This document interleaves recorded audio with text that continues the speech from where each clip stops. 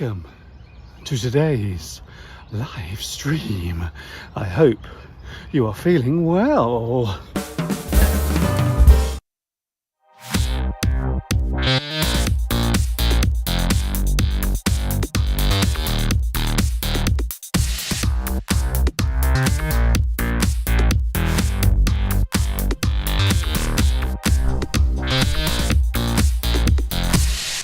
It's a sticky one. It's very sticky in here.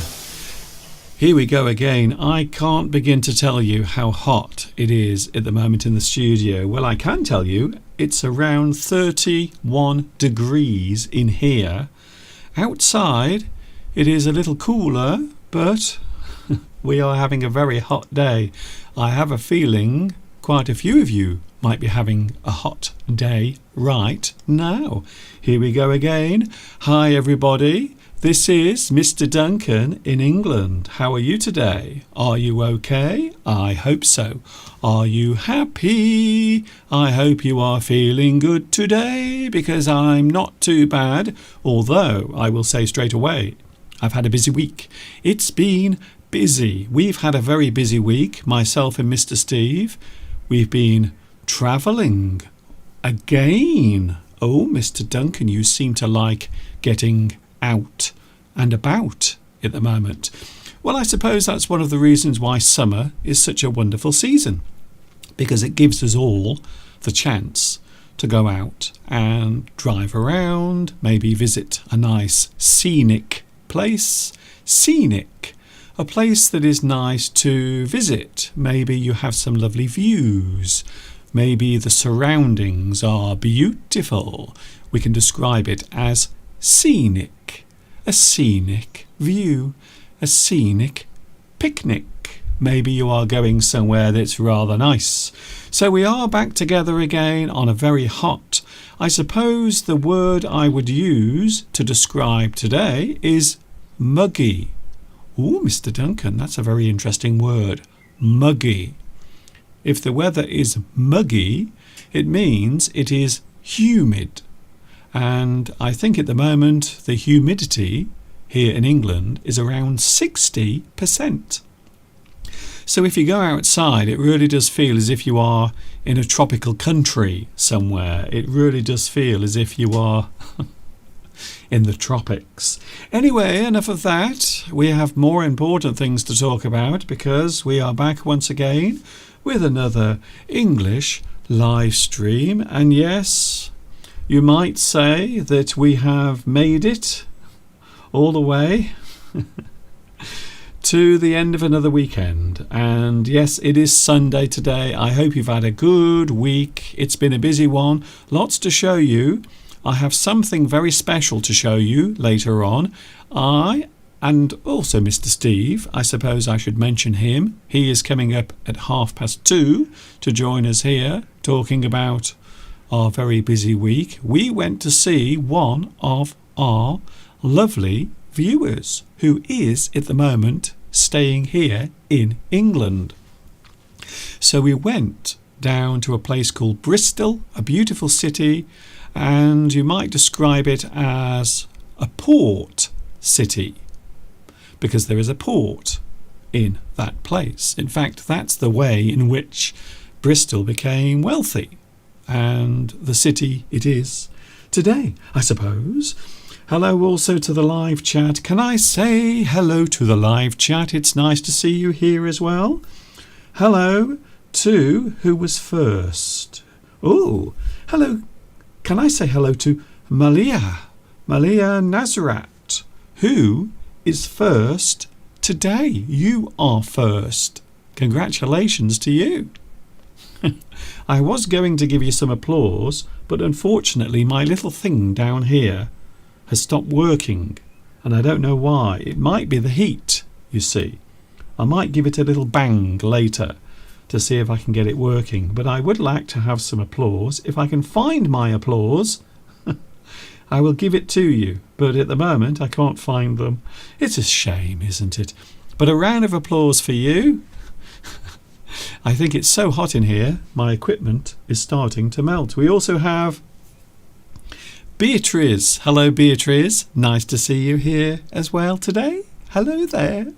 Yes, you are the person who we went to see last week. We had a wonderful day. The weather was amazing. We had the most amazing day in Bristol with Beatrice, and also we visited the people you are staying with at the moment, one of which is an English teacher. So I would say during your time here in England, Beatrice, I would say that you are getting a lot of English experience and lots of English lessons. Hello also to Jimmy from Hong Kong. We also have Palmyra as well. Talking of which, the teacher that Beatrice has been learning from here in England, she originally came from Hong Kong. It's true. Hello also Anna, Palmyra. We have Sandra Gonzalez as well. And yes, he is here again. The most energetic person I've ever met in my life. It is Luis Mendez. Is here today. Hello Luis, nice to see you here as well. We also have Milad Javid. We also have Tomek is here. Hello Tomek, nice to see you here as well, joining us live on this Sunday. How is the weather where you are?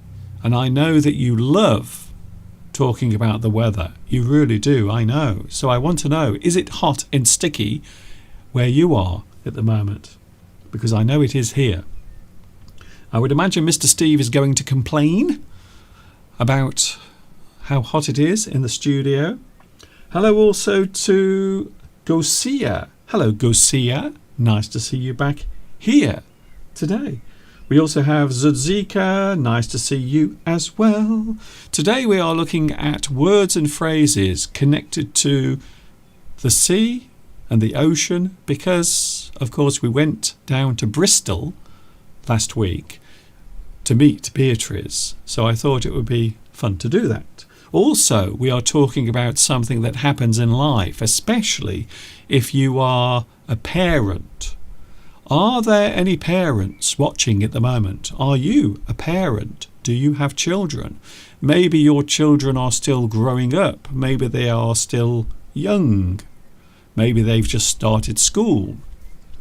One of the most interesting things I find, especially when I look back in my own life, are the experiences I had when I started school and when I started socializing as a child. We all have to learn those lessons in life.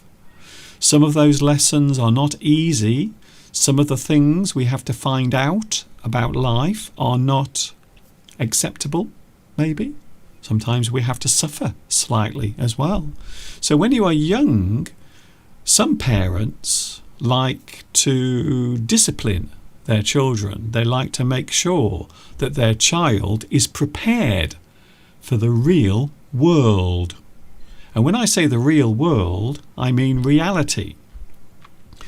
It is probably a good idea to make sure that your children know that as life goes on, they might have problems, difficulties, things might go wrong. Life is not always fair. So I think sometimes parents often resort or use something called tough love. Have you heard of that expression? Tough love. So when we say tough love, we are actually saying rules or discipline or maybe punishment that we give out or we administer. So if you administer something, it means you give out that thing. You give it to someone. So quite often, tough love is something parents will give to their children, so they will be prepared for the difficulties that life has for them. And I think it's true. I think it's very true. Palmyra says, we are hot today. Yes, I think everyone is. I have a feeling maybe later today we might have a thunderstorm or maybe some sort of storm of some sort. Maybe wind, rain, thunder, lightning. As long as it doesn't happen during my live stream. Because the problem is, living around here, we often lose our electricity. So if there is a storm, or maybe if there is lightning, sometimes we do lose our electricity here, which is not good when you think about it. It isn't a good thing, to be honest with you. Hello also to Claudia. Hello, Claudia. And I suppose, well, I was going to ask the question. Let's see if it works. Here is the question that I want to ask Claudia right now. What's cooking, Claudia? What have you got in the pot? What's cooking, Claudia? Is it something spicy and hot? Is it something salty or not? Oh, Claudia, what is in the pot?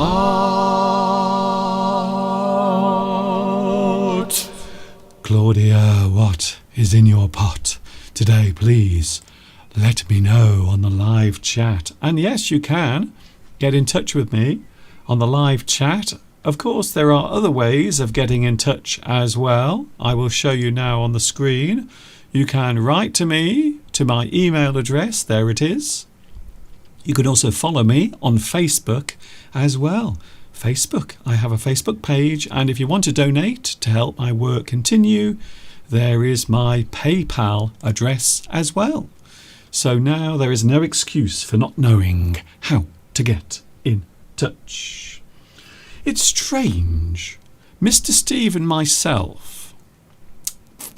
Should I say this? I wonder if I should say this, because it might give you some clues about something we are planning. No, I'm not going to say too much there, but I will say one thing. We went to a place last week, and it wasn't it was not Bristol. It was another place that we went to last week. Would you like to have a look at it? So this is the place we went to last week, not very far away from where we live. This is a place called Shrewsbury. Shrewsbury. It is a large town very close to where I live. But the strange thing is, we hardly ever go there. We don't go there very often. And I'm just wondering, where you live, is there a place that you rarely visit, even though you live very close to it? Now, I remember when we were in Paris a couple of weeks ago, Luis Mendez said he hadn't been to Paris for a long time, even though he doesn't live very far away from it. So what about you? Is there a place that you rarely visit? And there, if you look carefully on the screen now, you can see Mr. Steve outside a very well-known burger chain. So that fast food restaurant has been around for many years. But the sad thing is, and it's very sad, there aren't many of them left. So I remember as a child going to this particular chain of fast food restaurants. And there you can see Mr. Steve. I wonder what Mr. Steve has in his bag. I wonder. We might tell you that later on. We might share that information with you a little bit later. But for now, of course, it is English Addict, and you are welcome to join in as well. We also have Fernando. Hello, Fernando. It's nice to see you here as well. Pedro Belmont, or should I say, Pedro Belmont, is here today. We also have Irene, and I think we have some viewers in Vietnam. Can I say a big thank you for joining me if you are watching in Vietnam? Because I know I have a lot of viewers. Ching Chao, I believe, is how you say hello in Vietnamese. Hello also to Glenda. Hello, Glenda. That is a very British sounding name. I have met many girls in my life, and some of them were called Glenda. It's true. I'm not lying. Christina. Oh, hello, Christina. My lady of leisure is Christina. Where are you at the moment, Christina? Are you lying on the beach? Are you listening to the waves lapping on the shore? I hope you have plenty of sun cream on yourself. I think so. Hello to Nguyen. Hello to Nguyen, who is watching in Vietnam. Hello, Vietnam, once again. A very special hello to you as well. Claudia has a very busy day in the kitchen. I have my hands full. I am baking a chocolate cake today for my nephew.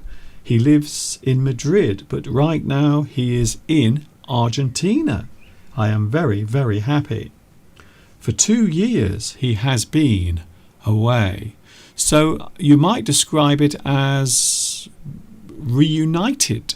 You have been reunited with your nephew. He's been away for 2 years. So I hope you have a great time. Also, Claudia, can I say thank you for your little video message that you sent me? Now, I was going to play it here, but I wasn't sure if you would allow it, or if it was a right decision or a wrong decision. So I didn't. But I might play it next week. If you want me to, I will. But thank you. It's always nice to hear from you.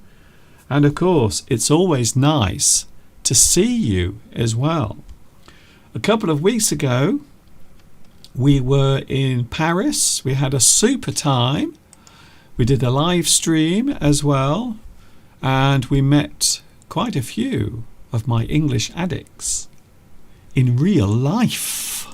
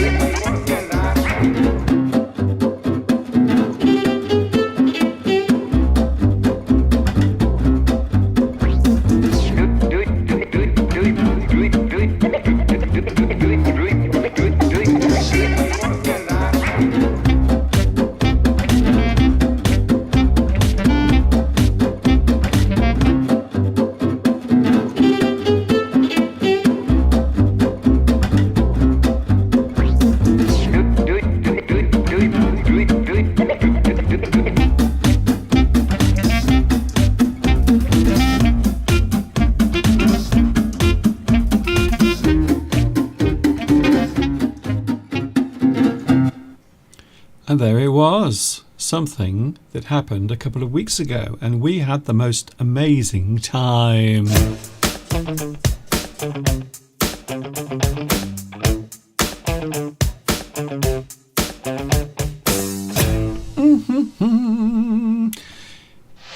English Addict is here again. I hope you've had a good week.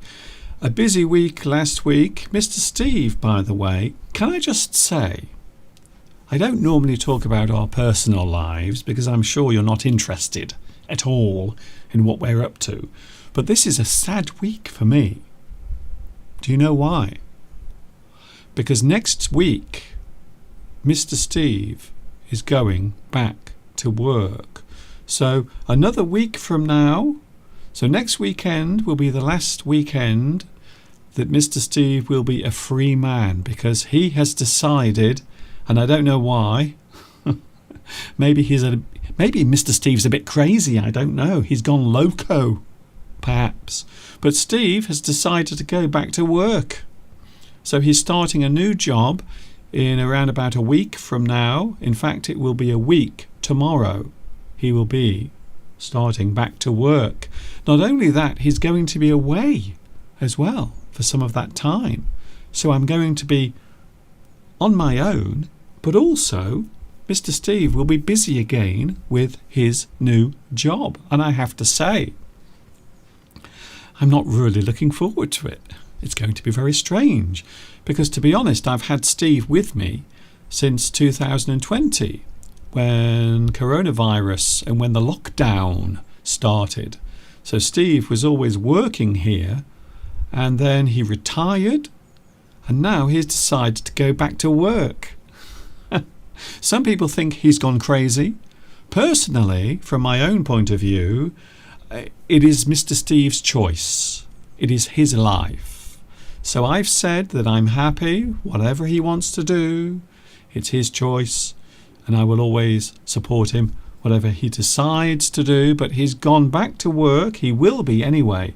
So he's got another job, and he's going back to work in a few days' time. And I have to say, I'm a little, what's the word I'm looking for? A little sad about it, because it means every day I will spend more time again on my own, and I'm not looking forward to it, if I was honest. Anyway, at least I have something to keep me company, and that is you.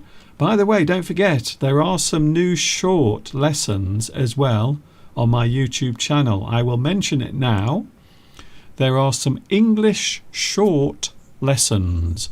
I've decided to call them English Shorts, you see. And there is a playlist underneath this video. So down there is a link to a playlist, and I'm putting new lessons on almost every day. There will be a new short English lesson. So what do you think? Is it a good idea? Are you happy with these new short lessons that I'm producing? So something that you can watch for a short time, and then every day you can learn something new with these short video lessons. So if you haven't yet seen them, don't forget to check them out. Mr. Steve will be here soon. Pedro. Hello, Pedro. Apparently, according to Pedro, Mr. Steve is the breadwinner. When we describe someone as a breadwinner, we say that they are the person who is bringing money into the house. They are earning and bringing a wage or salary into the house. Well, you might be right there, or then again, you might be wrong. Coming up in a moment, yes, the man we just mentioned. It's getting very dark outside. Have you noticed? I think we might be getting some rain. Mr. Steve is on his way, but first, some lovely moments shared with Mother Nature.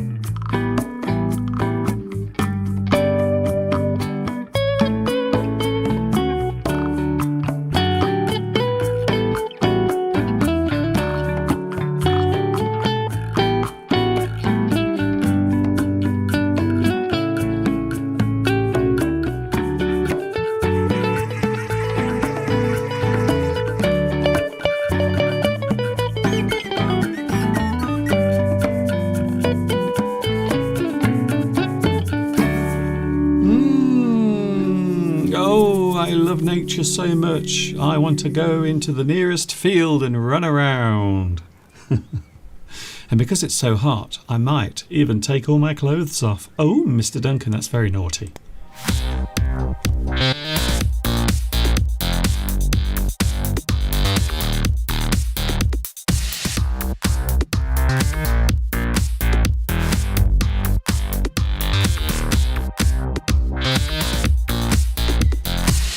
Naughty but nice. That's what they say apparently. Oh, there he is.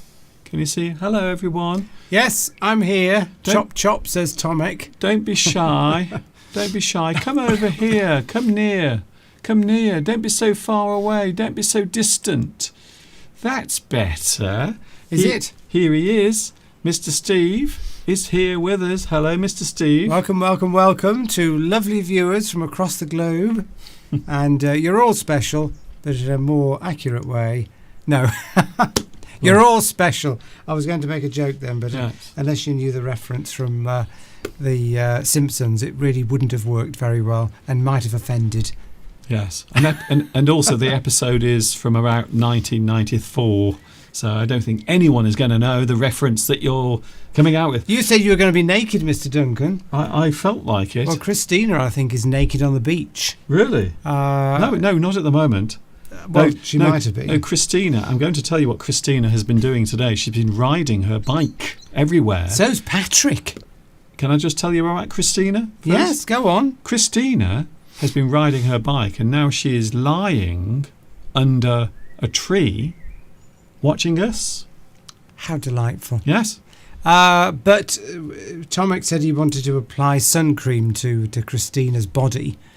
So I assumed that she was by the beach or somewhere with the sun out. But nevertheless, people are doing things, of course, as we discovered when we met this wonderful group in Paris. That people do all sorts of things when they're watching us, don't they? They're not just sitting there obediently watching us. They're doing other things. Sometimes I don't want to think about what people might be doing. I mean, some people, I have a feeling some people might be watching us whilst they're on the toilet. Probably. Because maybe the sound of our voice or our faces will help them to move things along. Well, in 2 hours, you probably need to go to the toilet at some point, and you could have earplugs, headphones to listen to us. So going back to what people do when they're watching us, Claudia's baking a cake, Oh, a chocolate cake, I believe she said. yes, her nephew is coming back after 2 years away. Well, I'm jealous that he is going to get this lovely cake, and that we can't have a piece because your cooking is legendary. Is it not? As is Tomek's, for that matter. Talking of food, now we had a little trip during the week. We went to see one of our lovely students, and in a moment Who was that, Mr. Duncan? Can I Who just- did we go and see? I don't remember. Okay. I'm joking. Yes. Well, just do that when I get to the end of the sentence, because now I can't remember where I was. During the week, we went to see one of our lovely viewers, On Friday. and I also did some videoing. So I took some images, some moving images. That's what we call them in the business, you see. We call them moving images. Well, maybe in the 1920s. Yes. Well, that was what I was going with, you see. And we decided to do some filming whilst we were there. Shall we show the video now? So here it is. It's a nice video. Lots of things. We were actually on board a ship. Yes, I think it was the SS Great Britain. that is correct, Mr. Duncan. The name of the ship, a very old ship. And also we were spending time with Beatrice as well. Would you like to have a look at it now? Would you? Yes, because I haven't seen your video yet, Mr. Duncan. I was there, obviously, but I haven't seen the video. Okay, then let's watch it right now, shall we? Are you ready? I am. Are you ready? Let's go.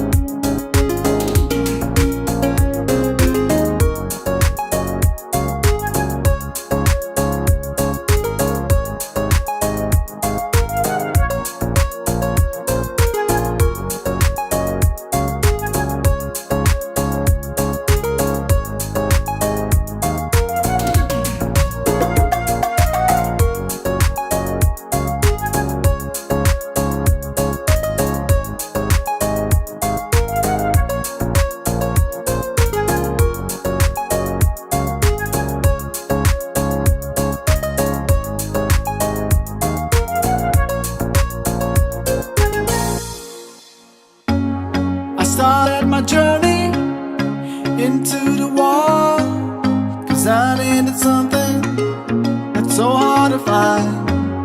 You brought all the magic back into my life when I saw you smiling on a Friday night. We are like ships and the sea. We are like ships and the sea. We are like ships and the sea. Like ships and the sea, dear. We are like ships and the sea. We are like ships and the sea. We are like ships and the sea. Like ships and the sea, dear.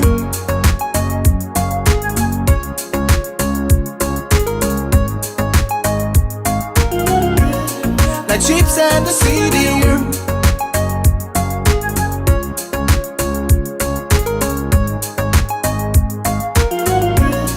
Like ships and the sea, dear. Was late after midnight when planets align. I guess I know now I'm a lucky guy. You came for your treasure, 'cause you are a pirate. You're sailing towards your favorite island. We are like ships and the sea. We are like ships and the sea. We are like ships and the sea.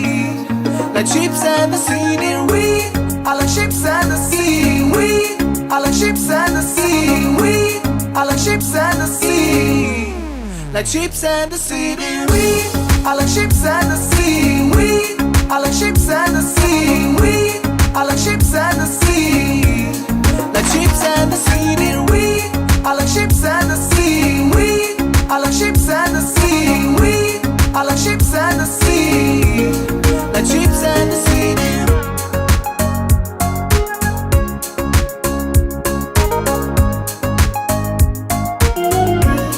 Like ships and the sea, dear.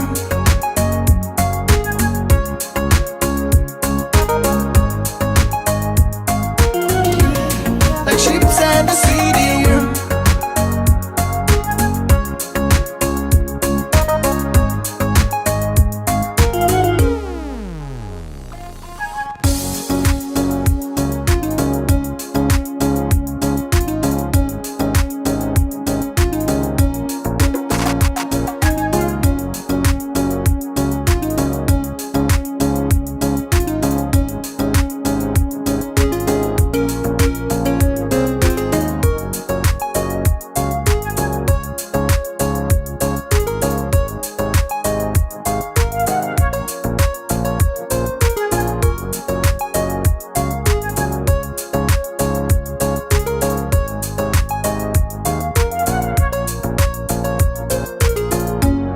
I started my journey into the wall, 'cause I needed something that's so hard to find. You brought all the magic. We are like ships and the sea. We are like ships and the sea. We are like ships and the sea. Like ships and the sea, dear. We are like ships and the sea. We are like ships and the sea. We are like ships and the sea. Like ships and the sea, dear.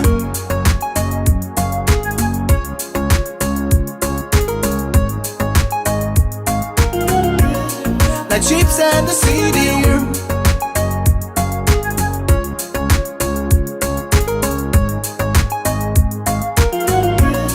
Like ships and the sea, dear.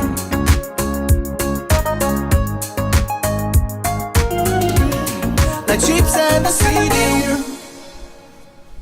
And that is it. I hope you enjoyed that. We had the most amazing time on Friday, and I think I would say that that was probably the best exhibition I've ever seen of anything ever in my life.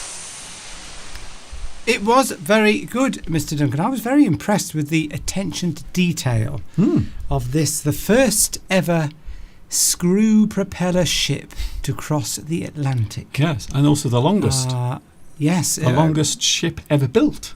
At that time, exactly. It was made of iron as well, rusted away, of course. And what was incredible was, Mr. Duncan, obviously, Beatrice is from Argentina. Mm-hmm. She's had to go now because as a friend come round, but I think she's seen the video.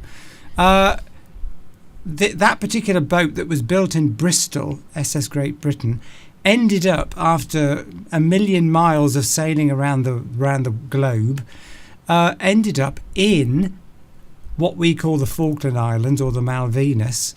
That's where it ended up, Yes. scuttled in a bay. Yes. Scuttled, that means it's sunk, Yes. and then it was eventually brought back to the UK. Was it 1970 something? I think it was in the 1970s it was brought back. To be restored because it's of its historical value. Hmm.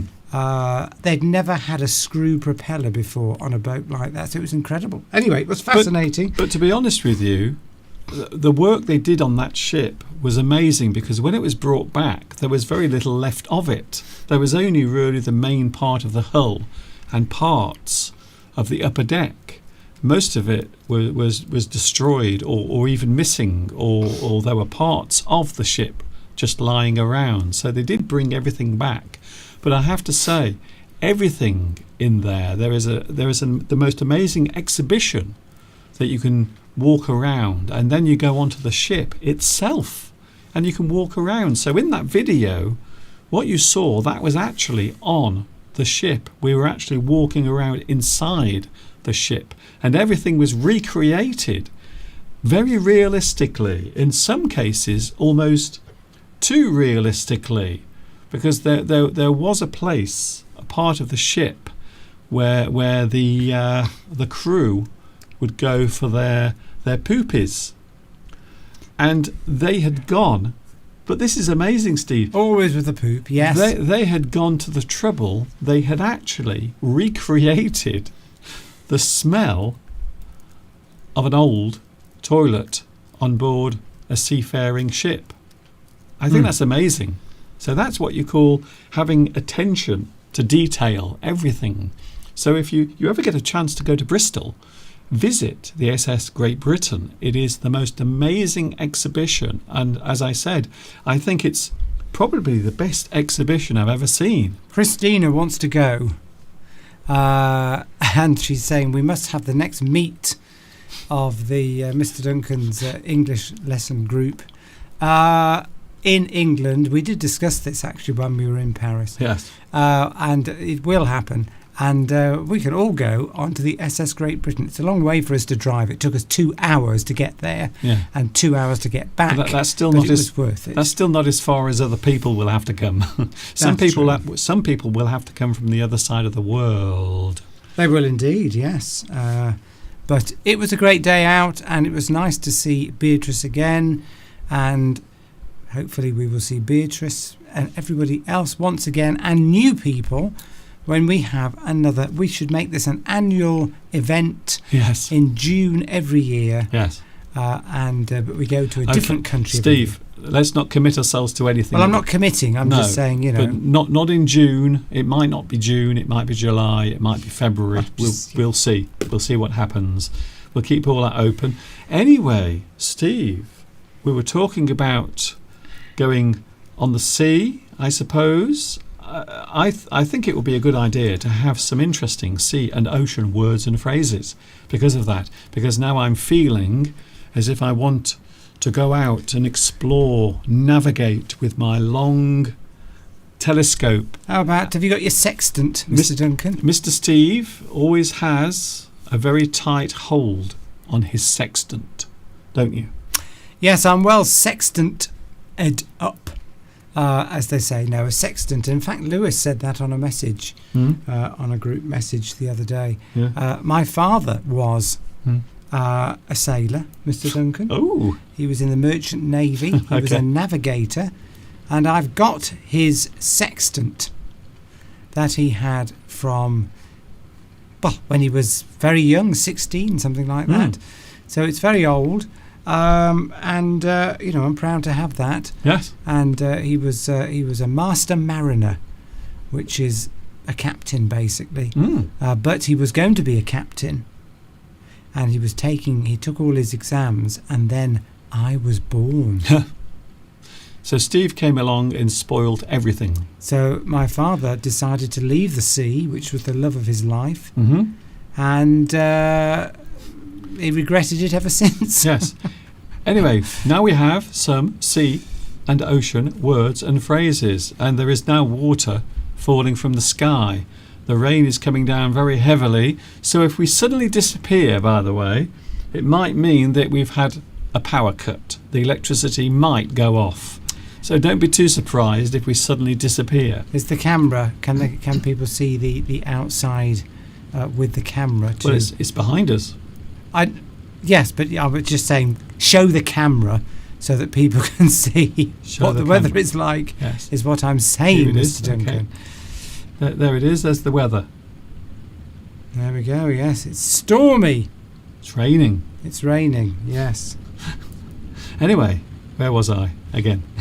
I don't know. You were talking about words and phrases connected to the sea, Mr. That's Duncan. it, yes. Uh, Words and phrases for sea and ocean. Some very quick ones, and I know someone is going to say, Mr. Duncan, you talked about this a few weeks ago. Well, here are some extra ones that I didn't mention at the time, so I'm going to show them right now. Some sea and ocean words and phrases. Here's a good one. If something is a drop in the ocean, we can say that that is a small amount. Quite often when we are talking about how much money we spent on something, or how much we spent on a certain thing, how much money we spent in our budget, if it's only a very small amount, we can say that it is just a drop in the ocean. It's a great one.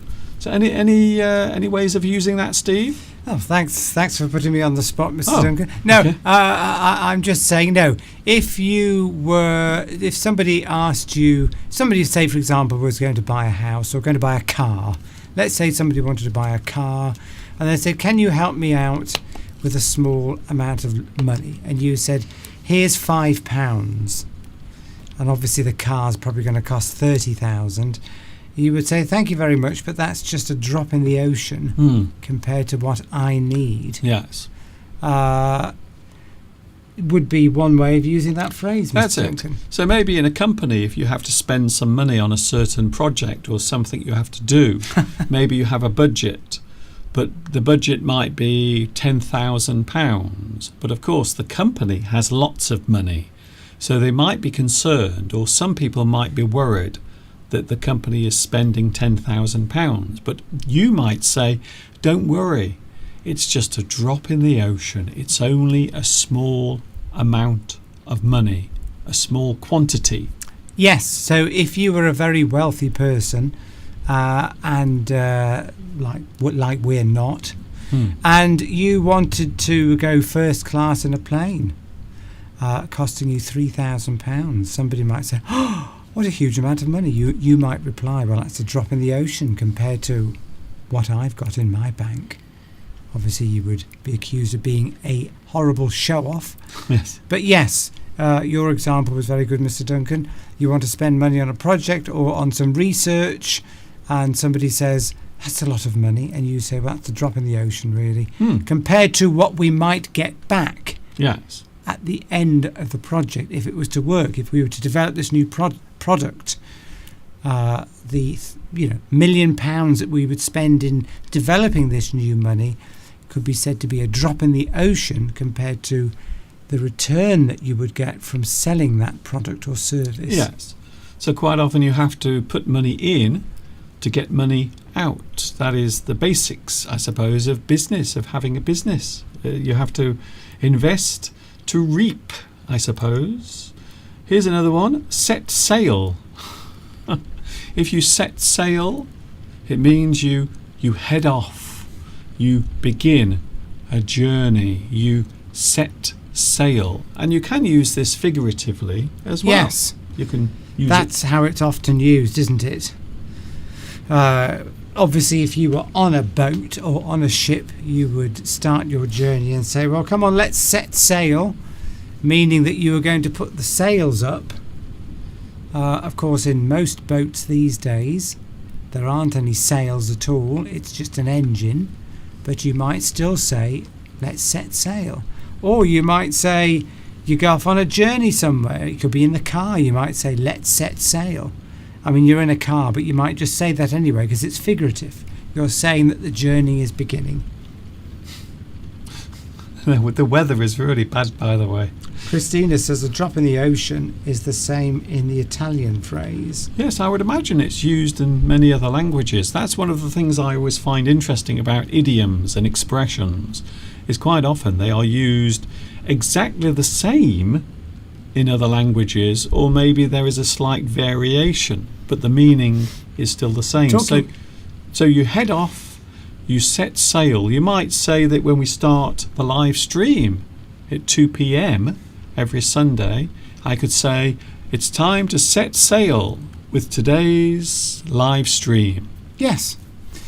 Talking of idioms, I made my sister laugh the other day, Mr. Duncan, because we use idioms a lot when we're teaching or when you're teaching. And I was talking about, my sister and I are trying to sell my mother's house.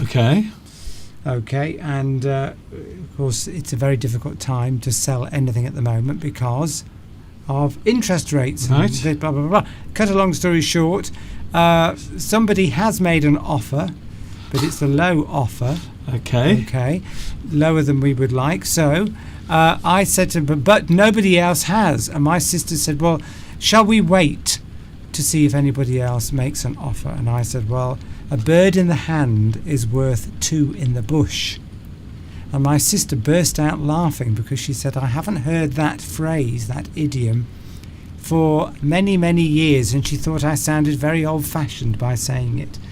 Of course, it means if you've got something, it's better to, isn't it? Yeah, it's better to hold on to that thing you have than to try to get something that you haven't got. Yes. So you hold on to the thing. The one bird you have in your hand is worth more than those two in the bush. Because you haven't actually got them. Yes, but you might try to catch them and then lose the one bird that you had. Exactly. That's what it's all about. So anyway, she laughed, which just goes to prove that we do often talk about idioms, but they're not No.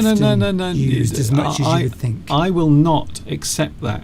I'm not going to accept any of what you just said. Well, Steve. They are still used. Idioms and expressions are still used in general day-to-day conversation. Now, you don't hear everyone on the planet talking. I know, I'm just saying it made my sister laugh. Yeah, she hadn't heard it for a long time. But you said that people don't use idioms, but they do all the time. Absolutely all the time. Okay, everybody uses them in every sentence all the time. Well, now you're just being churlish. Yeah, exactly. Yes, but don't. Well, people like it when we argue on the live stream, Mr. Duncan. To be honest, I don't like it. Here's another one. Oh, you might... Yeah, that's good. My nose, it's full of dust because I've been tidying out. Tidying, have you? Yeah. Because, you obviously have been telling people that I'm going back to work because I saw some of the comments. Yes. On the live stream. And by the way, Pedro, I haven't not got two incomes coming in. Pedro seems to think I've got my retirement fund. Steve. And but I haven't. I haven't. But anyway, yes. What are you? So what's the point? I don't know. I forgot what I was going to say now. Yes. What did I actually say? Well, I'm talking about sea and ocean words and phrases at the moment. That's right. Yes, and you were talking about me going back to work. And I mentioned that for a reason, but I can't remember why I did. And this everyone, is what I have to put up with all the time. And this is what I have to put up with all the time. Which is not so bad when you think about it. Believe me, it may seem charming on here, but when it's when you have it 24/7. Well, no, that's not right. See, Beatrice, when you met us in Paris and also last Friday, did you enjoy our company? Was it nice? Beatrice is not here anymore. Oh, okay. She can't answer. She's had to go to meet some friends. If Beatrice was here, she would say, yes, Mr. Duncan, it was lovely spending time with you. Mr. Steve is charming and Mr. Duncan is very funny. And that's what she would say. So I'm saying it because that's what Beatrice would say if she was here. So meeting us in real life isn't that bad. Don't worry. Full steam ahead, Mr. Steve. Ooh, ooh, ooh. Full steam ahead. What was that noise? Anyway, yeah, full steam ahead. It means let's go at full pelt, full speed. You could be in a meeting. Okay. You and Really? yeah, well, you could be anywhere. It's just it can be. It's mainly used figuratively, isn't it? I would say, or maybe literally.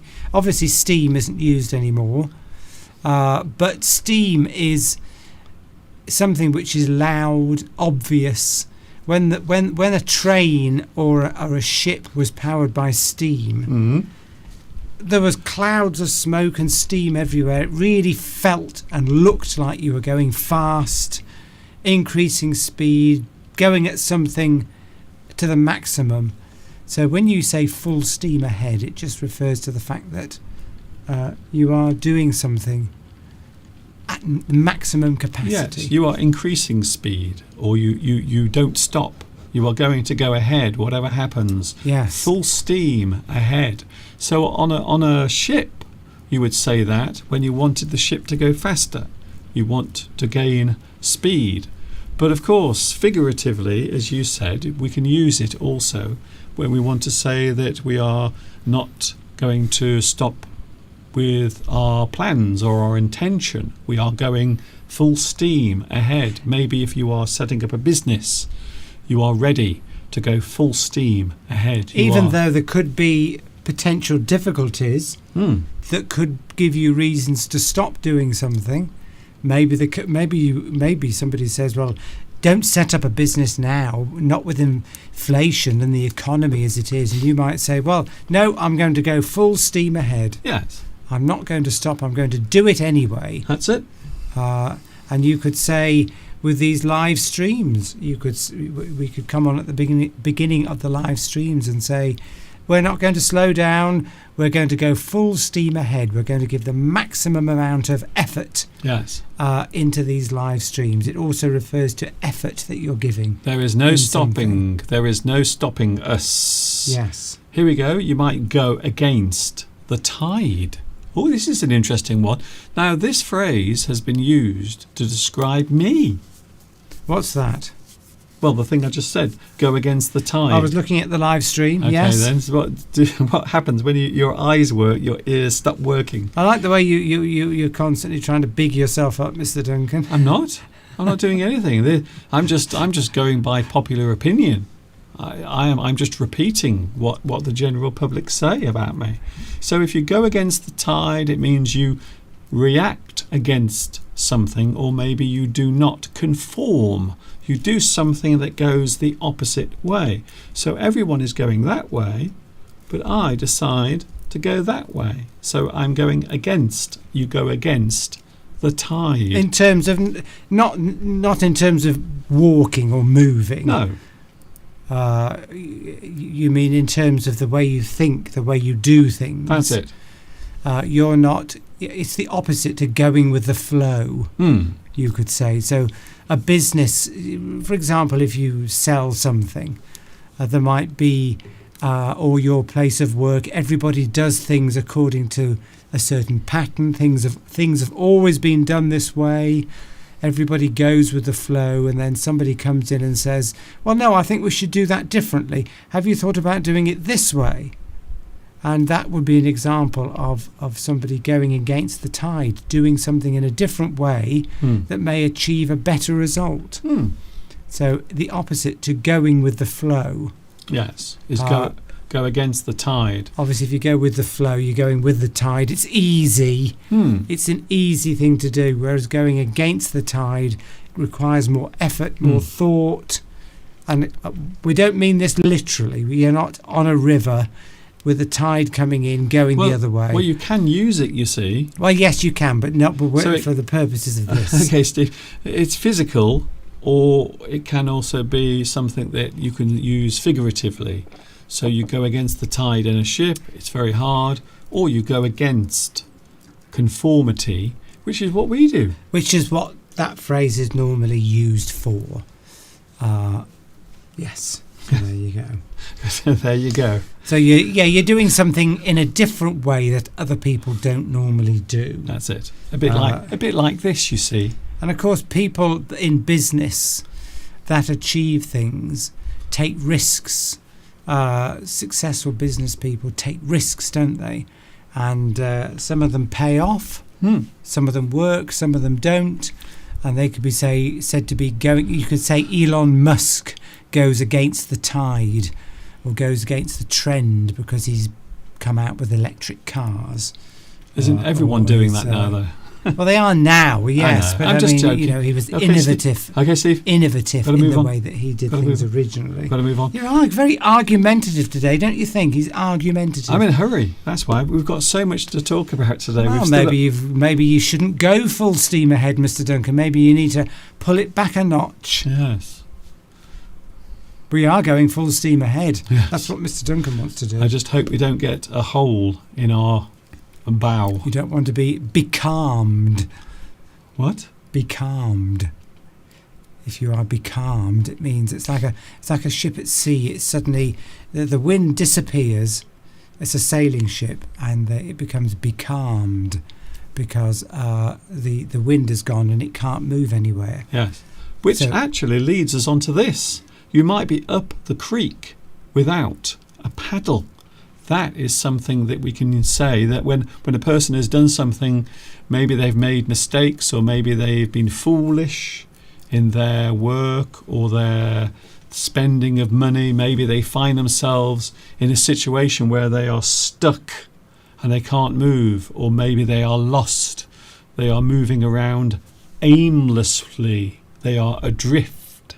We can say that they are up the creek without a paddle. Some people say this about the government in this country, because they've been quite, what's the word, shambolic over the past few years, and now everyone feels as if they've been left up the creek without a paddle. Yes, you've got yourself into a difficult situation, and you've got no means to get out of it, because obviously if you had a paddle and you were a creek. What is a creek? It's like a waterway, isn't it? Yes, it's a narrow waterway, normally found sort of in mountainous areas or jungle areas. It's a narrow river that And flows. obviously, if you get stuck in that, and you haven't got a paddle, you can't get yourself out. But if you are metaphorically up the creek without a paddle, it means you've got yourself into a very difficult situation, like the government have with inflation and having to raise interest rates. They are up the creek without a paddle because by increasing interest rates to try and combat inflation, it could, it's a very difficult situation to be in, because then everybody's expenses go up and then the economy crashes, which isn't what they want. So that's a very good phrase to use for the government at the present time. Yes, a lot of us feel as if we've been left up the creek. Haven't got the means to get out of a difficult situation that you've got yourself into. Here's another one. The tide is turning. Oh, so we had the tide a few moments ago, against the tide, but now the tide is turning.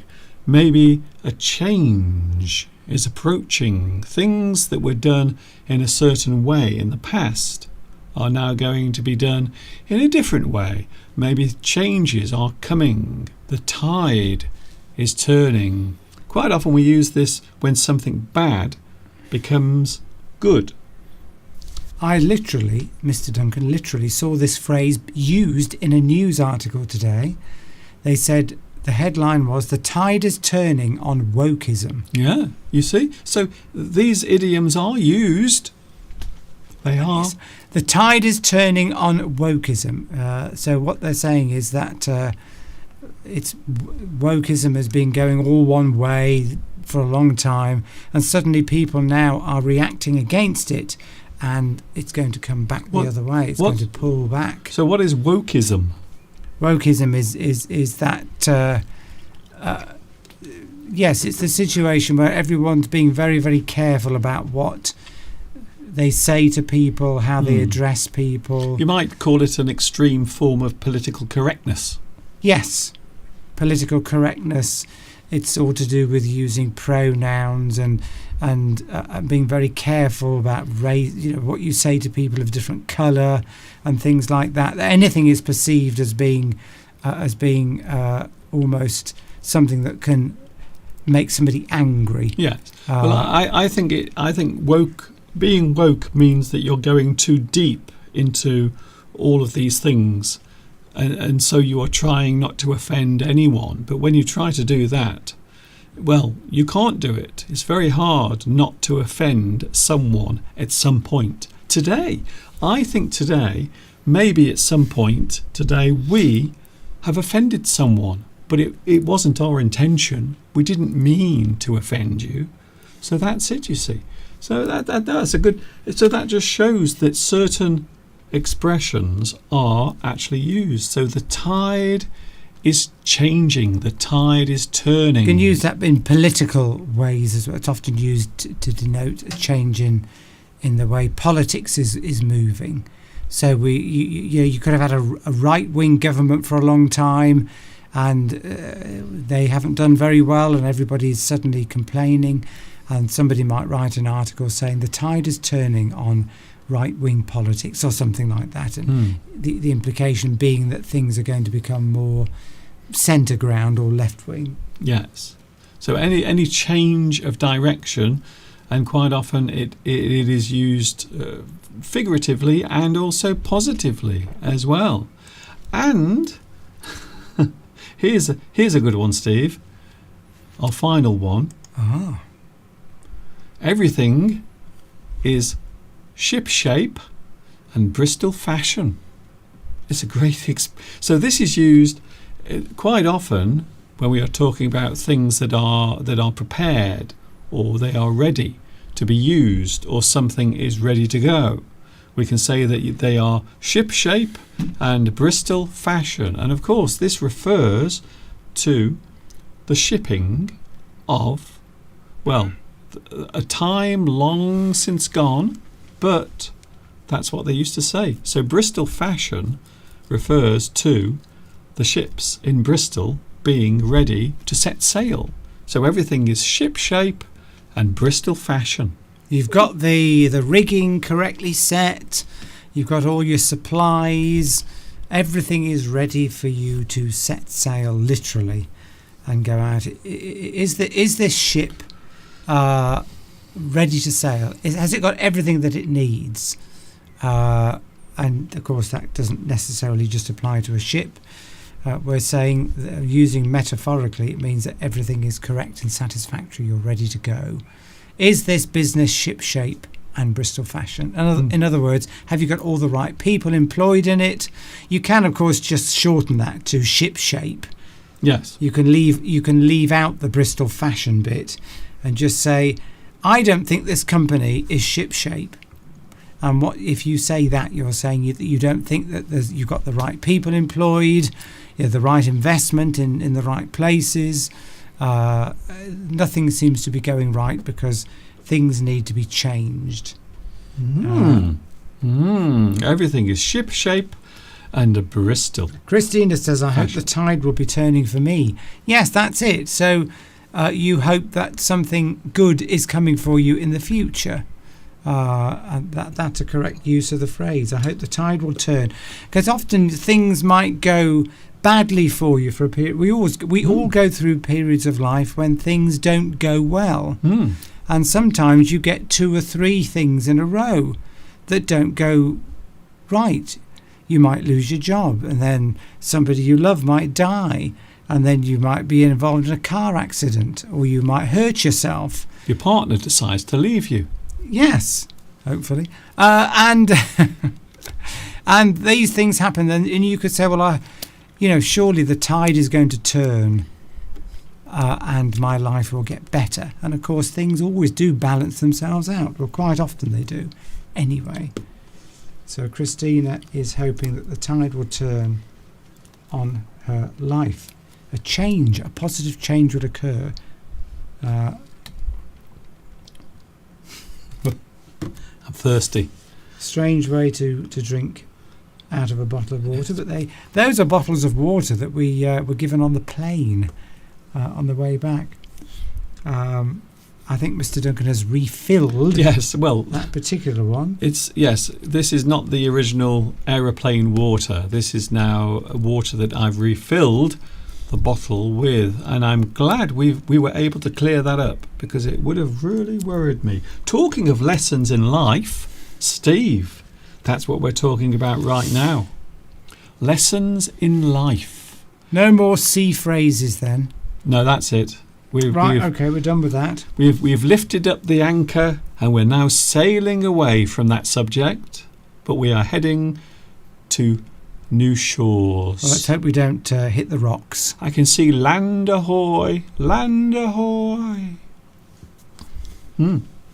So there. We've Wait. hit the rocks. That's a sort of a sea phrase, isn't it, Mr. Duncan? Yeah. Referring to the fact that things aren't going very well. Yeah. You've literally gone aground, or your boat is sinking. 'cause I you've would hit the imagine rocks. at the moment, because of what happened during the week, there's a certain news story. We probably won't go too far with that one. Well, just saying, hit the rocks. Anyway, Just a phrase. when you were young, Mr. Steve, we've got to move on now. We're moving on to another thing, a new subject. When you were young, Mr. Steve, were your parents strict? I would say not terribly strict. Did they teach you about the unfairness of life? I don't think they did. Really? No. Oh, okay. I think the message of my parents was always, if you work hard and get educated, and they instilled the work ethic into me. So you were never really punished. Then you will be a success. Punished? Well, yes. I mean, I did things wrong. I mean, I fell into my father's roses, Yes. and got a reprimand for that. Well, that's a I good life. broke a window in my father's greenhouse. So these are good and was life. sent to bed. These are good life lessons. That's it. Right. Yes. So if you do something wrong, then you are punished for it. Yes. I was certainly punished, probably unfairly. It's funny how you remember those things. I was very young, only about 3, and I fell into my father's prized rose bushes, Yes. and he smacked me, and I can still remember it now. That's what I'm on about. There we go. Finally. Don't hold it against It him. only took us 3 minutes, but we finally got to that point. That is it, you see. And we might describe that type of reaction as tough love. Tough love. So a very interesting subject. And the reason why I was thinking of this is when we were in Paris, the one thing I noticed is how all the young people were incredibly, Attractive? yes, but I wasn't going to say that, but you did, incredibly well behaved, quiet, polite. Respectful. And I thought, well, I wonder what French parents are like. Maybe they are very strict. Maybe they treat their children strictly. They lay down the rules, and they tell their children when they've done wrong. If they do something wrong, if they misbehave, they will be punished. So that is the meaning of tough love. You might describe tough love as a harsh lesson. So tough love is a harsh lesson given with care. So the reason why you do it is because you care, which might sound strange to some people. So you are punishing someone because you care about them. Yes, because you want them to be safe. You want them to learn lessons in life. Tomek mentioned, you must have mentioned this earlier. Does it mean, Tomek asked, does it mean Spartan upbringing? Don't think it necessarily means that. Well, Spartan normally means if something is empty or there isn't much of something. Something Yes. is Spartan. It is empty, or there isn't much of something in a certain place. It is very Spartan or sparse. Yes, I mean, some parents might not buy their children lots of presents and gifts, and you could describe that as a bit Spartan, but they might be trying to teach their children the meaning of money and to appreciate money and possessions by not just necessarily buying you everything you want, Yes. but saying to you, well, if you want that thing, then maybe you should go and get a job delivering newspapers or something like that, so that you appreciate the value of money. Because if I just buy that for you, so a child wants a new bike, screams at his children, wow, I want a new bike, give me a new bike. And well, you could easily give in as a parent and say, oh, there you are. But if they're a certain age when they could work, you could say to them, well, no, I'm not going to buy you that bike. If you really want that bike, then I'll help you to get a job locally to deliver papers or pick fruit. And then you're not telling them necessarily why, but then the lesson is learnt, because they then appreciate the value of money. Yes. And associate hard work with getting something as opposed to it coming easily. So these lessons that are taught by parents are what you might call life lessons, or ways of getting that child accustomed to the reality of life. So tough love is a harsh lesson given with care. You might scold someone. So to scold is to punish. You punish a child. You give them tough love. Yes, it's not abuse. No. It's the opposite of abuse. It's not abuse. So tough love is not abuse. I mean, it could... No. It's not abuse, but if you were to take it too far, if you were to lock your child in a room every time they did something wrong for a week, or you beat them, then that would be abuse. But it's a life lesson that you're giving, like the example that I gave, that the child, one of your children wants a new bike or a new laptop or a new phone. Yes. And they're 14. And they just sit at home on the internet all day and do nothing. And you say, well, if you want that, I'm not going to keep buying you things all the time. Go out and get a job. Yes. And you could help them to get that job, and help them, show them what they do.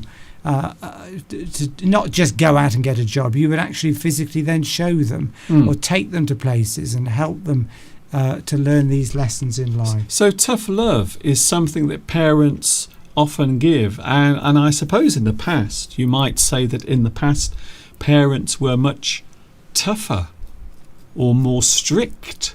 Now my parents, because we've talked about yours, my parents were quite strict in certain ways of behaviour, but also I suppose my life lessons were learnt just through the way my family had to struggle to get by, because my family, they weren't wealthy, they weren't rolling in money as many people think, but it wasn't like that. So I suppose observing my own parents struggle was a kind of life lesson. I wouldn't describe it as tough love, because they didn't have any choice. They weren't trying to teach me a lesson, but just from their own experiences of trying to manage, you can say that was a form of life lesson, I suppose. Yes, letting people find out how to do things without you helping them all the time. And it doesn't have to be children, of course. It can be, you can. It can be the same thing. Can be in relationships as well. With adults. But it just means that you are you're not helping somebody. You're not giving your advice, or you're not giving something easily. You're forcing somebody to find out how to do it themselves. Yes, and then they learn how to do something. Yes. I always say that the most valuable lessons in life quite often are the toughest, the ones that cause the most pain, I suppose. Yes, so for example, you might be somebody that likes to, or you know a friend, for example, you're a group of friends, and one of you is going out with some horrible person that is using them for their money or Okay. something like that, and you tell them, that person's a bad person, but they don't listen to you. So the tough love there would be you just have to let them find out on their own, or maybe they've done it once and then they do it again, and so you don't help them. You don't go up to that other person. They have sometimes people have to learn lessons that by themselves, otherwise they don't actually learn. Yes. Well, if a person is older, then you don't do it. You don't give them tough love because they should know by then. So that's why it's always useful to get young people to experience some of the hardships. I think that is one of the big criticisms nowadays of younger generations. It seems like they just want everything to be easy. I want to have a nice job. I want to be an internet star. I want to have lots of money. I want to do all these things. But then when real life comes along and says, you can't have those things, I'm afraid. You have to work for them. They might feel as if somehow they are offended by it, because why can't I have all these things? So a parent might sometimes say, he has to learn sometime. He has to learn sometime. The hard way. Quite often the hard way.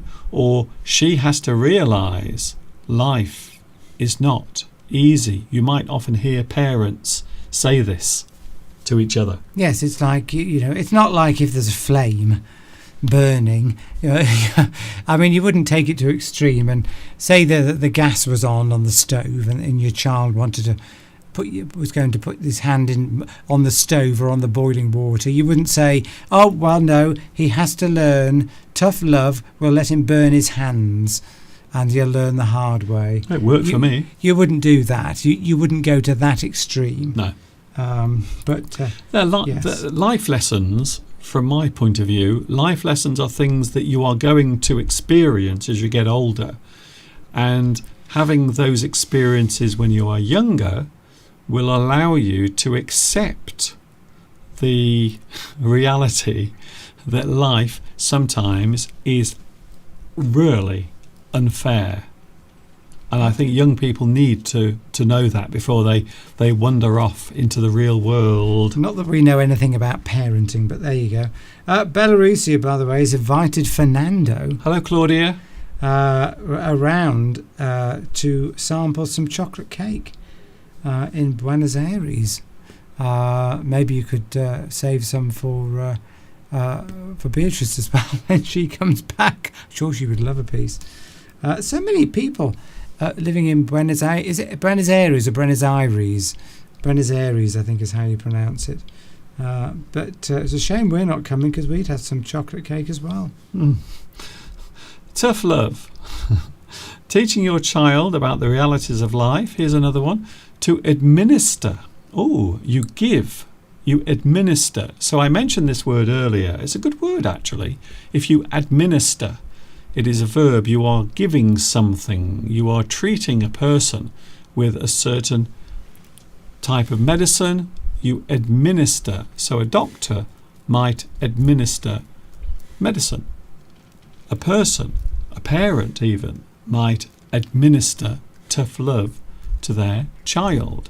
So they are giving them a reality check. I like that word, by the way. So we all have these, don't we, Steve? Or to learn the hard way. We all, even at our age, sometimes we might have a reality check. Maybe something we think will happen, or maybe something we think will go our way and everything will be fine.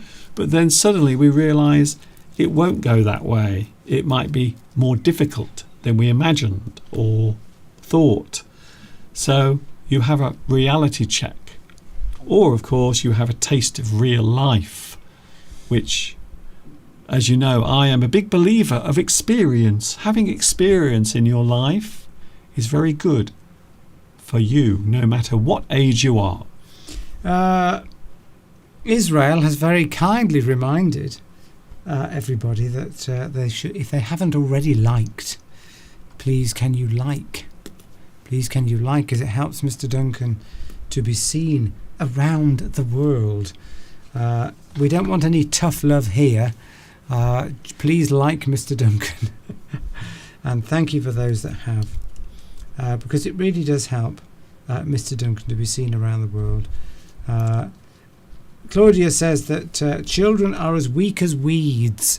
There's a good phrase. As weak as weeds. Yeah. Well, every generation that comes along, I think, isn't as tough as the one before. I mean, when you think about how your grandparents grew up, they might not have even had electricity or running water. And then your parents, and then you think of the way the way I was brought up was completely different to my parents. I mean, I had an easy upbringing, really, when I think back. You know, my father had a good job. We lived a fairly comfortable life, I would say, certainly above average for the 1970s. And, you know, I pretty much had everything I wanted. Although that was instilled in me that if you want something in life, you need to work for it. Yes. Education, and I've never forgotten that. And that's just why I always have to-do lists. Yes. I always like to do things. I suppose laziness is something that we all suffer from. And if you are young, you might find that if you allow your child or a young person to be lazy and have everything done for them, they might expect everything in their life to come as easily as that. So it can be useful. But of course, some parents have. I think some children are just evil. Okay. I think sometimes a parent can do everything it can, but the child just has a certain character that you can't work with. Christina's pointing this out. Mm-hmm. The character of the person is important, and however a child is born, pretty much their character is something that you can't really change. You're born with a particular nature, aren't you? That's true. And you always hear of parents where, you know, the children are unruly, unbehaved, badly behaved.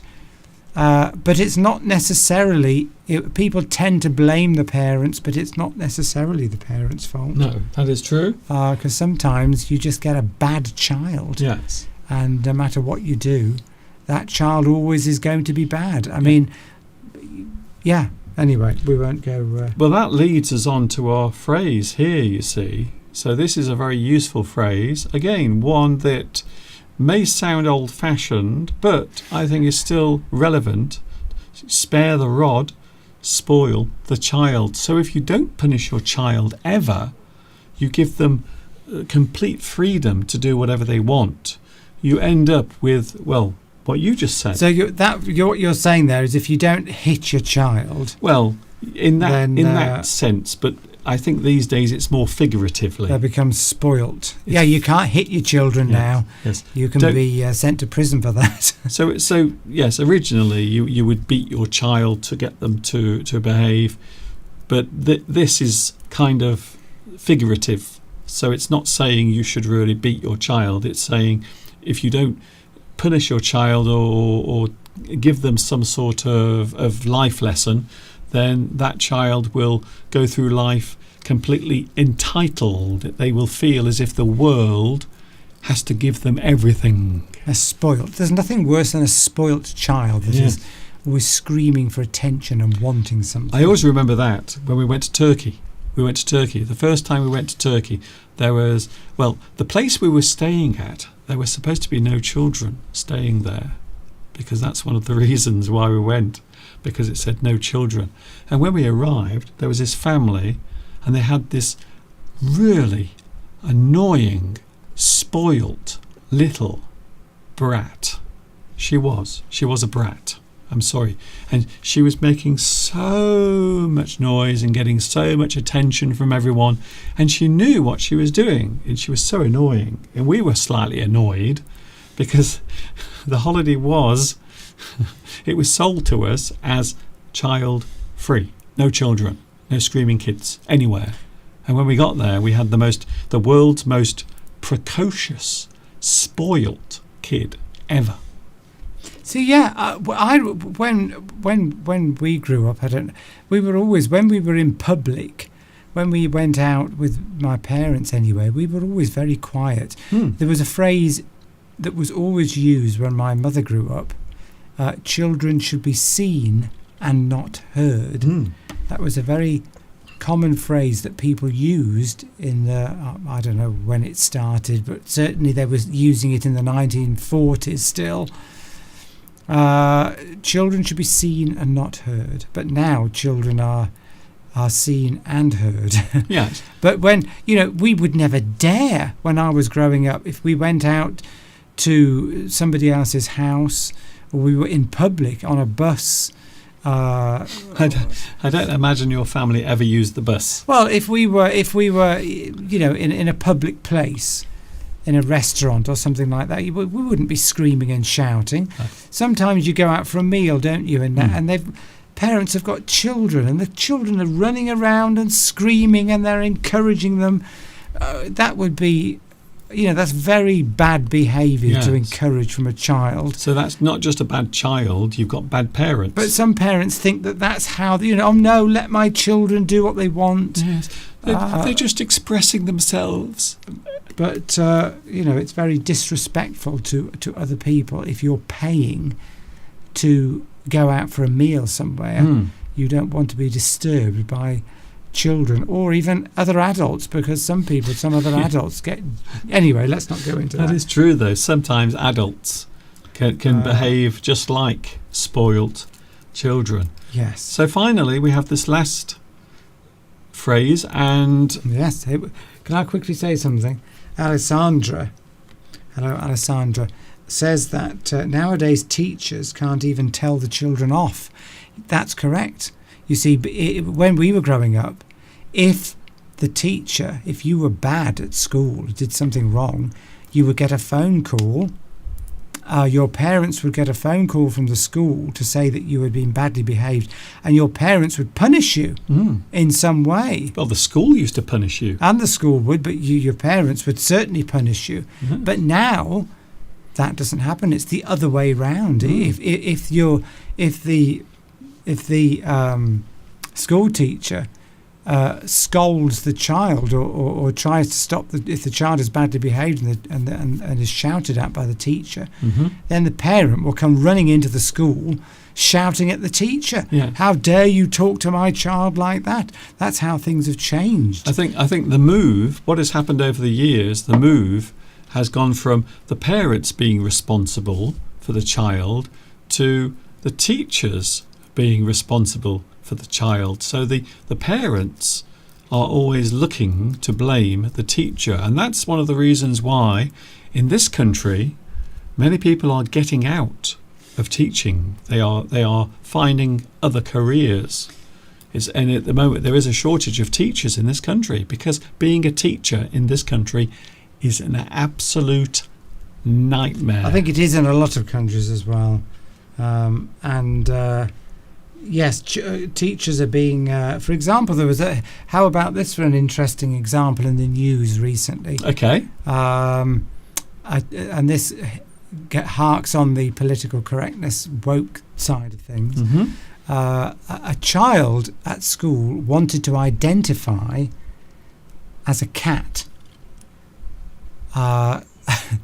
That child wanted to identify as a cat. What's wrong with that? And one of the other children in the class said, "Don't be ridiculous. You're not a cat." And the teacher, or I don't know the full story, but cut a long story short, is Please. that the teacher lost their job. Yes. As a result of saying that child couldn't identify as a cat. No, the teacher the teacher scolded the child who criticised the other child who wanted to be a cat. That's right. That's and teachers are losing their job all over the place now just because they're not letting, if they say, oh, you're a girl or a boy, Ooh, okay, and they're not, they say, oh, no, I'm not, I'm this. Steve. I know, I'm just saying, but Yeah. it just, Okay. it can be very difficult. This to, is Steve saying all of this, be a by the way. teacher. This is Steve saying these things, not me. I'm... Anyway, let me into power and I will change a lot of things. The best lessons are often the harshest, and I think this is very true. I think of all the lessons I've learned in life, quite often they've been lessons that have been painful. Life lessons quite often might be harsh. So you might describe it as the knocks of life. As you go through life, you have difficulties, problems. Boom, boom, boom. We call them the knocks of life. So They're again, not literal knocks, though, are again, they? no, figurative. I think Yes. everyone knows now we are talking. So we're not talking about But you then when being. No, You go, dum, dum. no, that's just figurative. Yes. Figurative, because it's an English lesson. The realities of life come from those harsh lessons. So I think tough love might be something that is missing nowadays. I think probably the majority of parents are doing a good job because if they weren't, then society would have broken down by now. Oh, okay. I think it's probably a larger proportion of parents, but I think generally, children probably are being brought up fairly well. But maybe there are just less children being brought up well than there were 50 years ago. I don't know.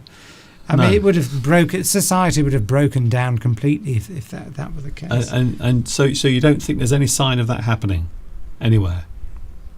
Well, it is happening, yes. I'm just saying, but I mean, it can't be that all children are brought up badly. No, I don't think anyone today has said that.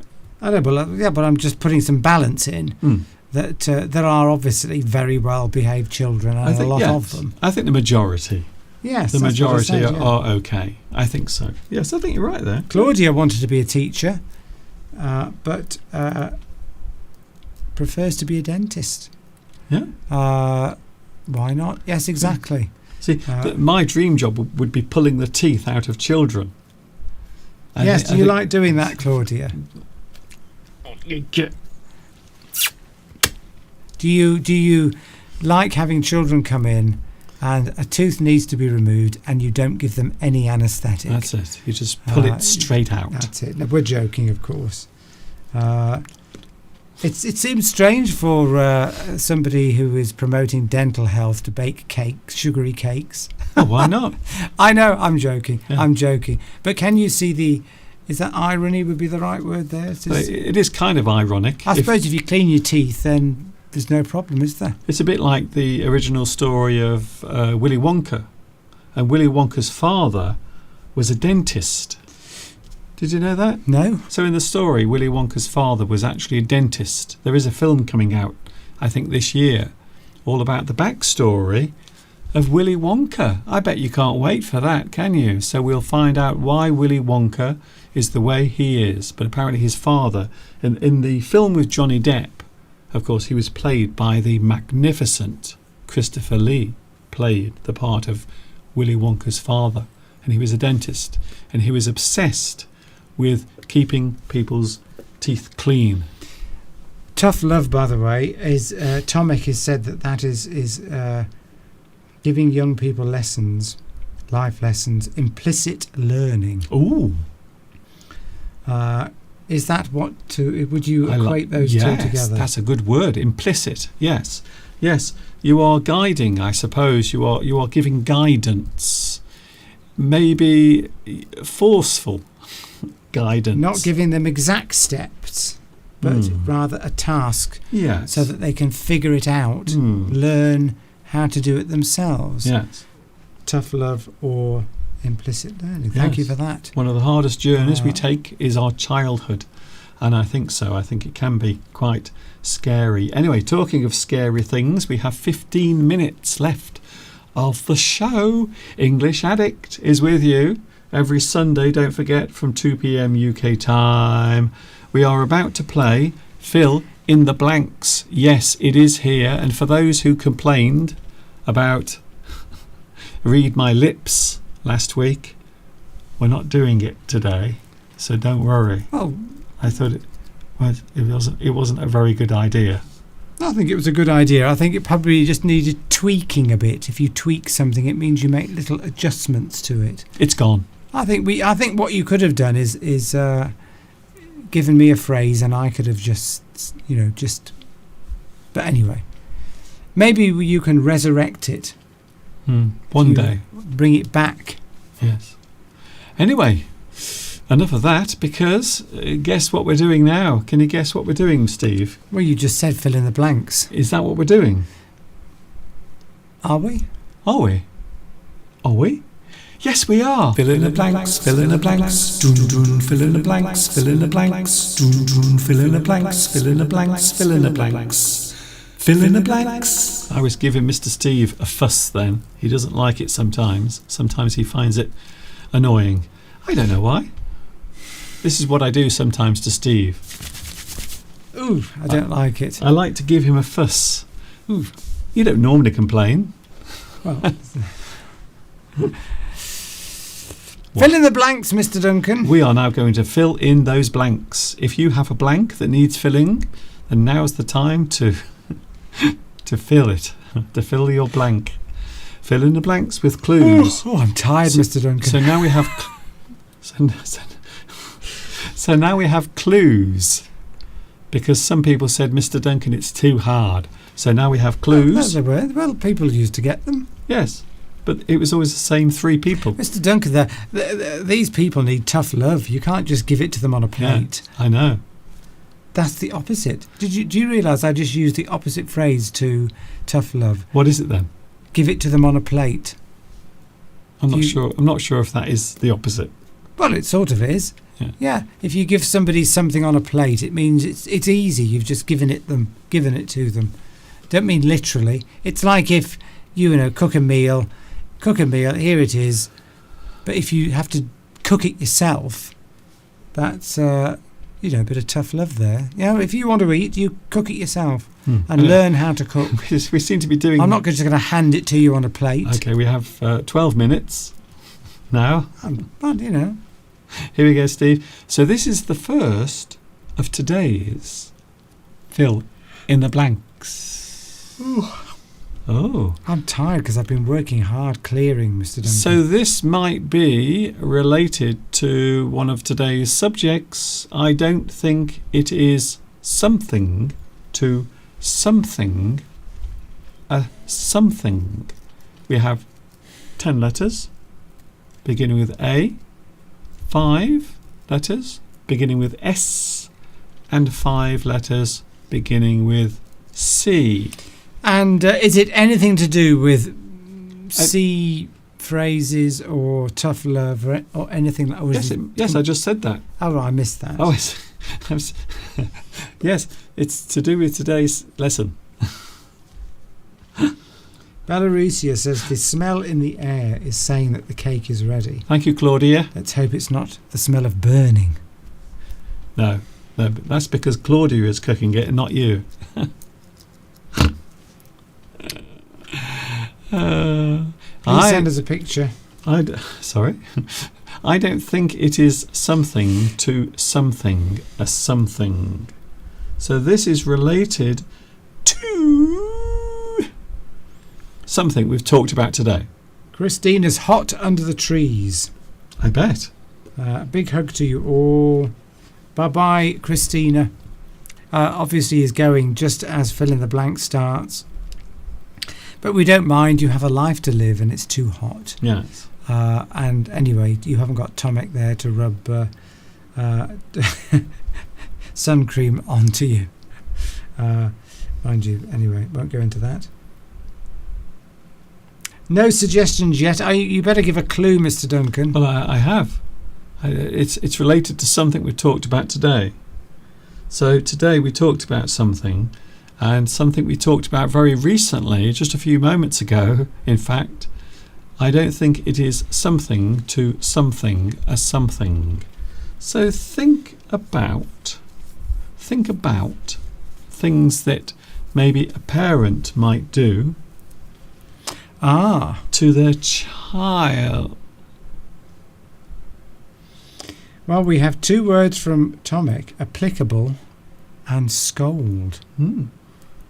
You are near, but also not near, if that makes sense. Well, Claudia's come up with the word child as the last word. So it would fit. I don't think it is applicable to scold a child. Yes.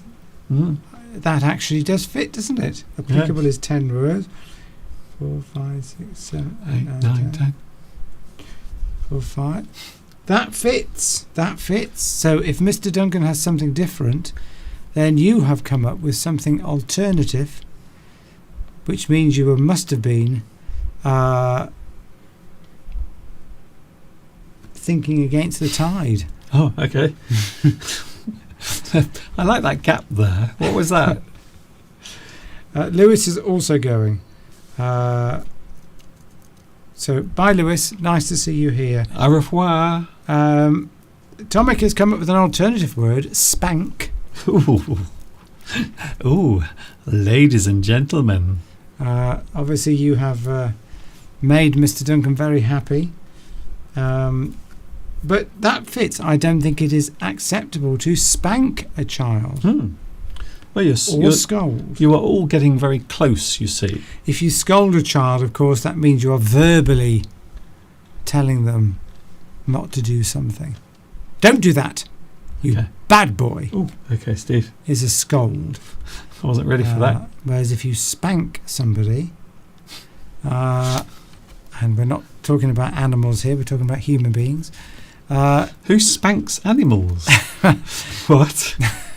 Sorry. No, well, I'm being rude there. Who? What? But, well, you can spank other things, can't you, Mr. Duncan? And that is a phrase that, you know... I have absolutely no idea. I think you know exactly what I'm referring to, Mr. Duncan. Anyway, but time is up for this. I think you could be correct, Mr. Tomek. I'm tired. I tell you, I am tired. Yes. It was a long drive back on Friday, and I haven't recovered yet. And I've been in the garage tidying because I want to tidy before I start work again. It's hard work. So what's the answer, Mr. Duncan? Because it's 7 minutes to 2. Nearly 6 minutes. 4.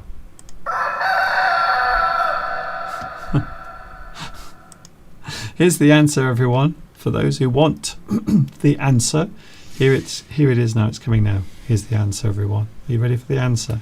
Because it's coming now. I don't think it is acceptable to smack a child. Some parents still do it, especially if their child is very young and they misbehave. Sometimes they will give it a little slap. But spank is the same thing. Spank. You spank a child, don't you? Yes. It means you give it a whack on the bottom. That's it, or on the legs. You can spank adults as well, but obviously it's got a different connotation there. Enough about your private life, Mr. Yes, Steve. if you're spanking when you're an adult, it has a sort of sexual connotation. Okay, Steve, all right. Whereas not when you're spanking a child, you are hitting them, you are smacking them. Yes. So yeah, I'm just, we're teaching. We've got to teach all aspects, yes, no matter how disgusting they might be. And they certainly are. So I don't think it is acceptable to smack a child. We have time for maybe one but more. Scold as well. Steve, I've got to move on. I'm just saying scold, that some people said. Yeah. Tomek said scold, so did Nitram, so did... Yeah. It also fits, because some people might say it's not appropriate to shout at your child or scold the child. Some people might say that. I wouldn't agree, but there you go. Right, next one, Mr. Duncan. Hurry up. We haven't got much time left. Have you finished? We will something the something something before deciding the something. Oh. We will, yes. That's. I thought you said these were going to get easier, Mr. Duncan. I never said that. I didn't say they'd be easier. I said they'd be clues. Okay. That doesn't necessarily mean they'd be easy. Tomek says, I'd love to smack someone at the moment. Who is he referring to? Okay, Steve. We will something the something something. This is a well-known phrase in English, by the way. You something the something something. So this is a well-known phrase, a very well-known phrase. If something is going on around you and maybe there is a lot of chaos or confusion, you might do this afterwards. We will something the something something before deciding the something.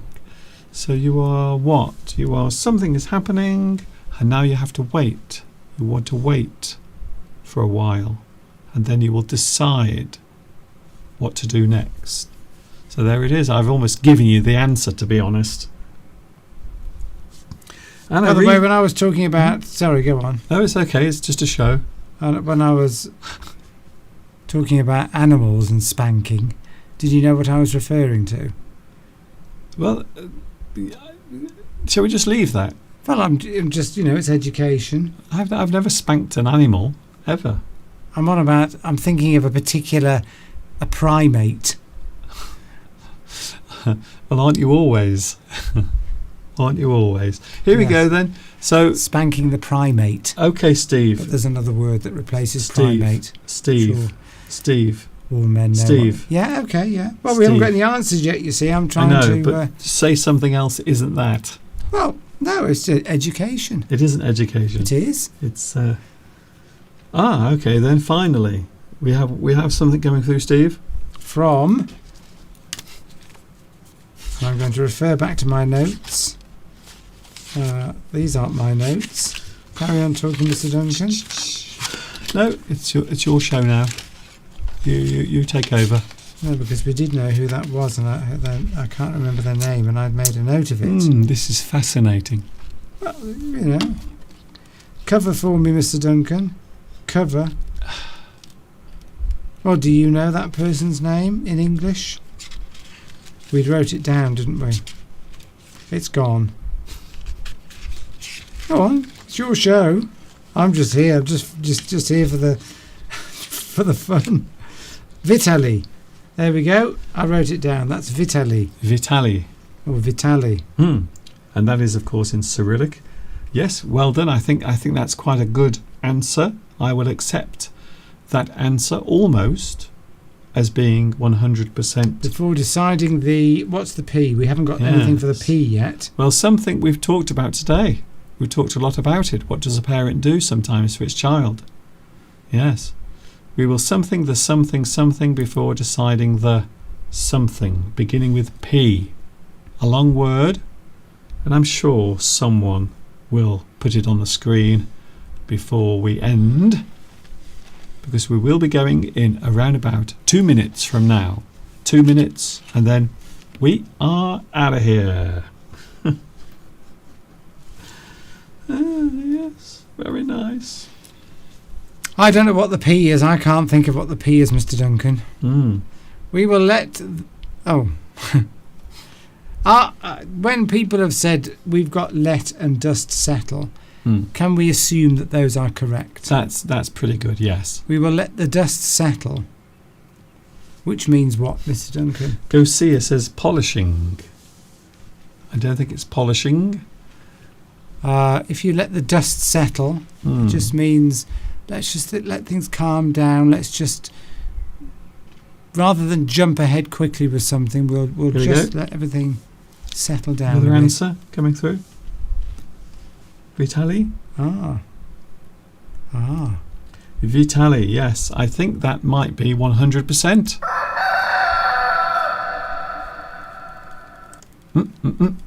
Why would you let the dust settle before deciding the punishment? Well, because you have to get the situation into a calm place. Sometimes before you maybe if something bad happens, you might want to lash out and do something unreasonable. So a lot of people like to wait until things have calmed down, and then you decide with a level head what to do. We will let the dust settle. We will let the dust settle before deciding the punishment.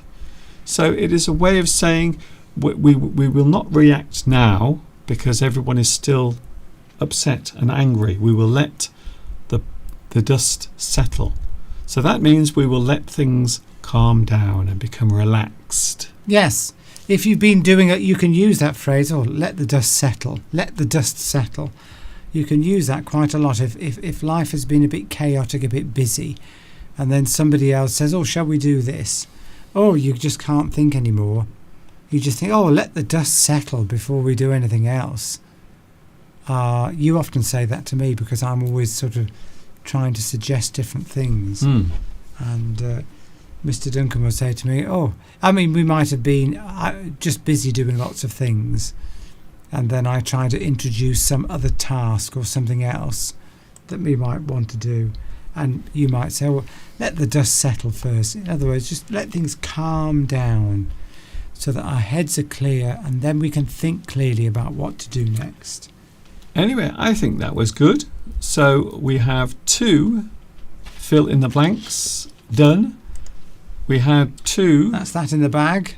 We had 2 interesting subjects. We've knocked that out of the park. We've had 2 interesting subjects, that is tough love and also words and phrases connected to the sea and the ocean, because we went to Bristol on Friday to see Beatrice, one of our lovely viewers, and we will be back with you next Sunday.